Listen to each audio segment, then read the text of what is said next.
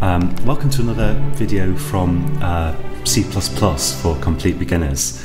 In this tutorial we're going to look at outputting text in C++. So we're going to edit this helloworld.cpp file and we're going to see how we can output text in it.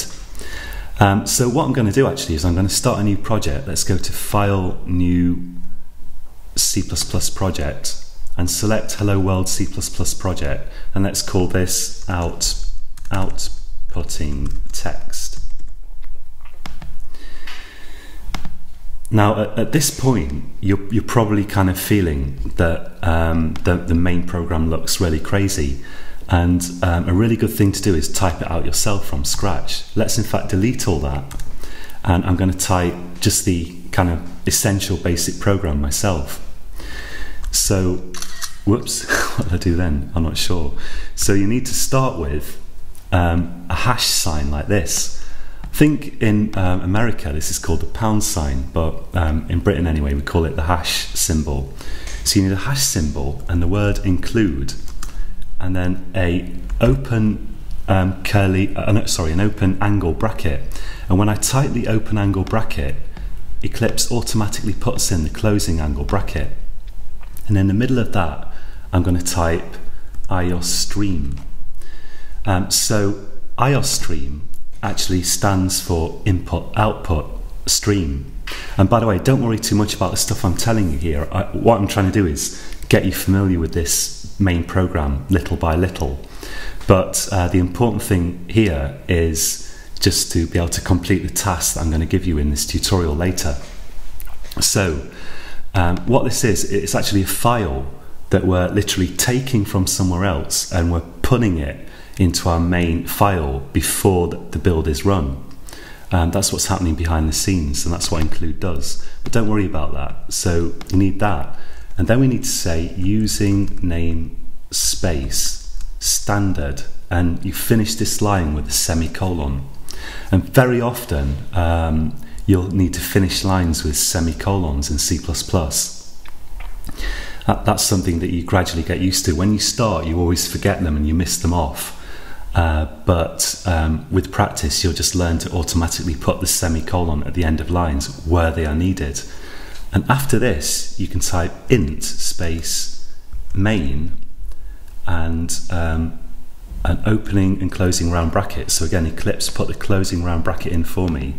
And then we put in an opening and closing curly bracket like this. So I'm going to type the opening one on the same line as main and then hit return, and you can see Eclipse has put the closing one in for me. Some C++ programmers prefer a style where this bracket, the opening one, will go underneath main like this instead of on the same line. But I think this style is, it's definitely gaining popularity more and more, I think. So I'm going to follow this style. And people who like brackets on the same line as the function name here, they get very annoyed with people who like them underneath, and the people who like them underneath get annoyed with the people who like them on the same line. But anyway, let's just forget about that. Now once I've done that, I'm going to type in here return 0 semicolon. So this is a statement in C++. We call this a statement, and statements have to finish with a semicolon. And again, this isn't going to mean much to you at the moment. The important thing at the moment is just to type this out yourself, just to start gaining a little bit of familiarity with it. And that's actually a legitimate C++ program, but it doesn't do anything. So once you've got this far, you can go to project, build project, and it should build without any errors. It should just say build finished. It's in blue here, and it should be fine.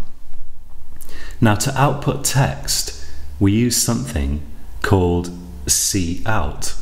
We're going to type cout space and then two sort of well, they are kind of angle brackets. They're the same as this symbol here, but in this context where we're using them not as a bracket but as a sort of chevron.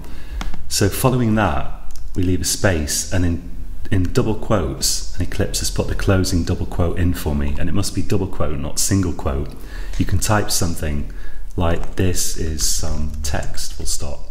So between the double quotes, you've just got ordinary text, whatever you like. And after that, we're going to put in another chevron, space, and then end le, and then semicolon. So end le stands for end line, and cout, well, I'm not sure what the C stands for, C++ for all I know, but this means the out refers to the fact that we're going to output text. So you think of this chevron, as sort of sending this text to this thing here. This is sending this end le also to this object here. And end le, it actually puts like a blank new line after your text. And it also flushes the buffer. And what that means is text can actually accumulate kind of in your program without appearing on the console. And this end le, one thing it does is it flushes the output so that whatever saved output, it's actually kind of saved up by your operating system. This will tell your operating system that it should output all the text that's waiting to be output. So if you didn't have that there, technically it's possible that this text might not appear at all. Okay, so, and you'll notice the cout, it must go before this return statement, and it must be within these curly brackets here. And this thing here is actually a subroutine, it's a function. It's a block of code that's gonna do something. So don't worry if any of that went over your head. Like I say, type out the main program yourself from scratch and try to get your version working, and you will probably miss things out, and you'll have to go back and look at the automatically generated version. And by the way, I think the automatically generated version, it has this stuff at the beginning here which we can expand with a plus sign. It has that stuff, but these are just comments, so you don't need these. You can leave them off. Let's get rid of that. So I haven't put them. You don't need that stuff. And in my Eclipse, the comments appear as green, so they're not vital to the program at all. Let's now build this. Let's go to Project, Build Project, and let's run it. Actually, I've already built it, so that didn't really matter. Let's select the actual project. Yeah, you need to make sure you've got the right one selected, and click the Run button. And yes, I want to save it. And it runs, and it says this is some text. So again, it's a big achievement to get to this point. So don't think that you're wasting time typing this out yourself. It's really not a waste of time. You've got to become familiar bit by bit with this main program. Let's have a look at what else we can do with outputting text. So we can put more of these cout statements in here. And what's going to happen is that C++, it's going to execute all the statements. So this is a statement, it ends in a semicolon. This is a statement, it ends in a semicolon as well. And it's going to execute all the statements one after the other within this main program. So within this main function. So between this bracket and this bracket. So this is where your program will all start, and it's going to go through line by line here and execute everything you type here between these brackets. So let's put another cout statement in. Let's say cout chevron, this is some more text, full stop. Of course, what you actually type here doesn't really matter, as long as there are no weird symbols in that will confuse C++ somehow, like another speech mark or something like that. Then you can type whatever you want in here, basically. Try typing different stuff. Let's put in another chevron and end le. And let's run that. And yes, save it. And so there we've got a program with 2 lines of text. And the thing that's creating the, we call it a carriage return, the thing that turns the next line into a new line. So after this line, there's a carriage return. We call it a carriage return because when we used to have typewriters, to create a new line, you had to roll the kind of thing with the paper on and then move it back all the way to the left, and that's called a line feed and a carriage return. So here, technically, we've got a line feed and a carriage return after this sentence, but we can actually output text without the line feed and carriage return. So to do that, let's put some text. Let's put it at the top here.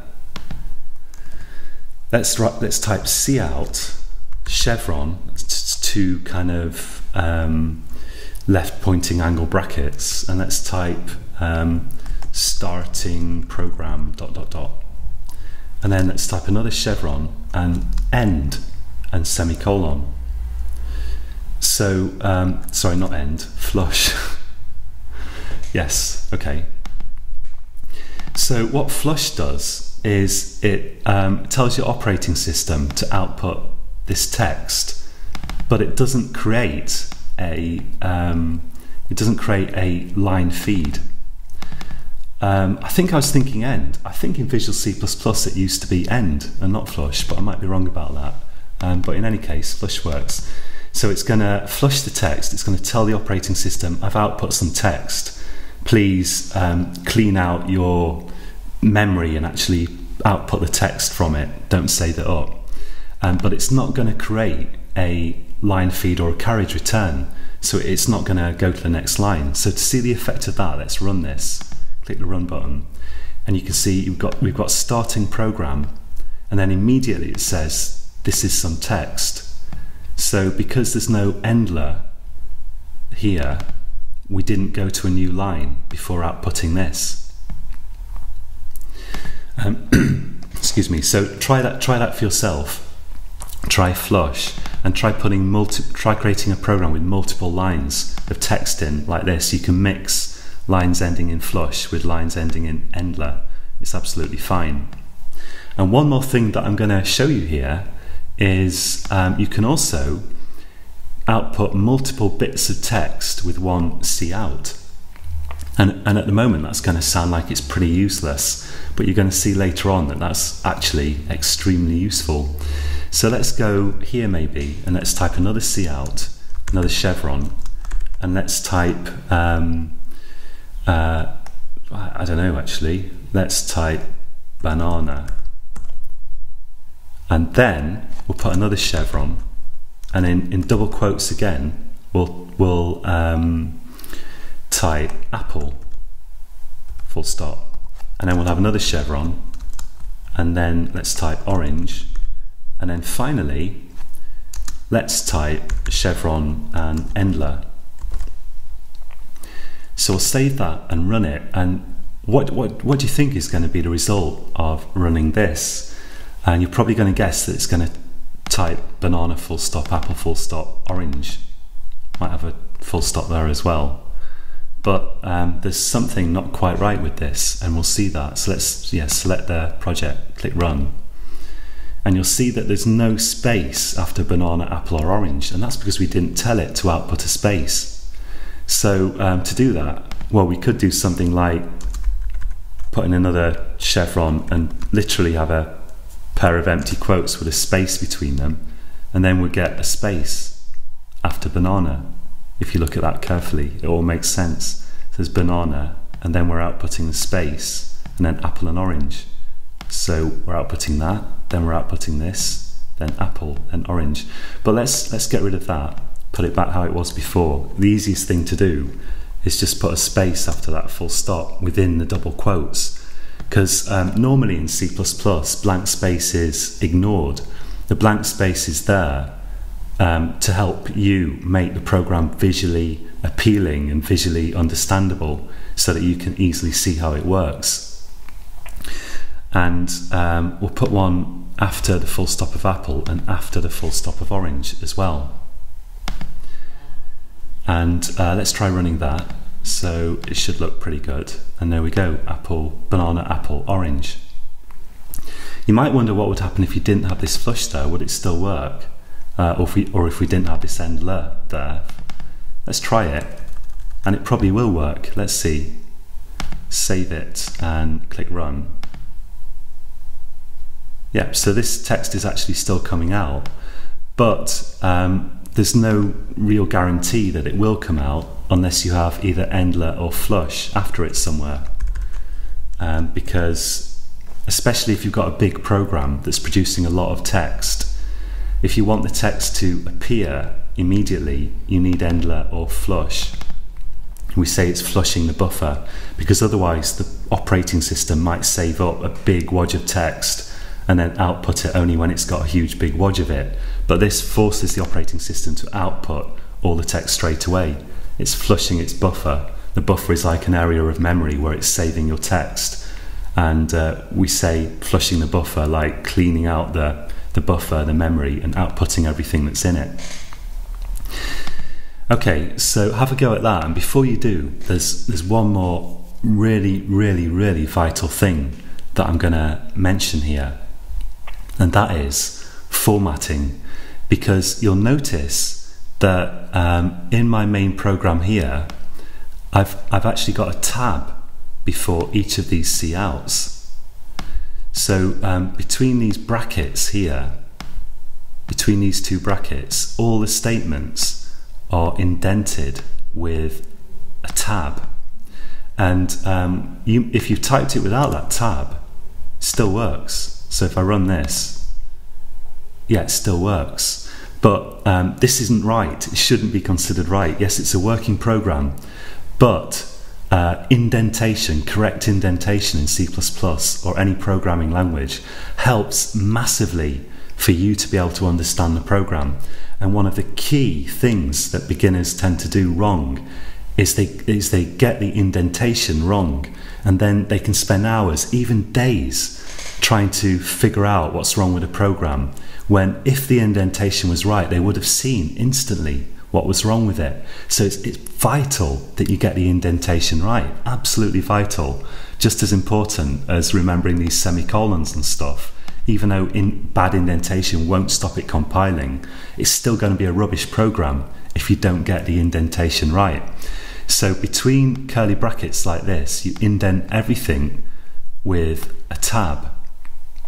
And one thing you can do is, if you right-click your program, you can go to, let's see, it's here somewhere. We've got a source format, there it is. So if you go to source format, and there'll be a shortcut key for that as well, and select that, it automatically formats your source. So on my Mac, I think it's Command-Shift-F. Let's just get rid of some of that and do Command-Shift-F, and it's something like Control-Shift-F on Windows. So there's no excuse for bad formatting, because even if you get it wrong yourself, you should make an effort to get it right when you type it. But even if you get it wrong, you can automatically format your source. And boring though that may sound, you may think I'm going on about this unnecessarily. It's vital. It's absolutely vital. So use the auto formatting whenever you've written your program, and try to write it with scrupulous formatting in the first place. Pay attention to how it looks visually. Try to make it look nice. Try to make it break down into logical blocks, and get tabs where you need tabs. So between these curly brackets, indent everything, one tab. Okay, that's it for this tutorial.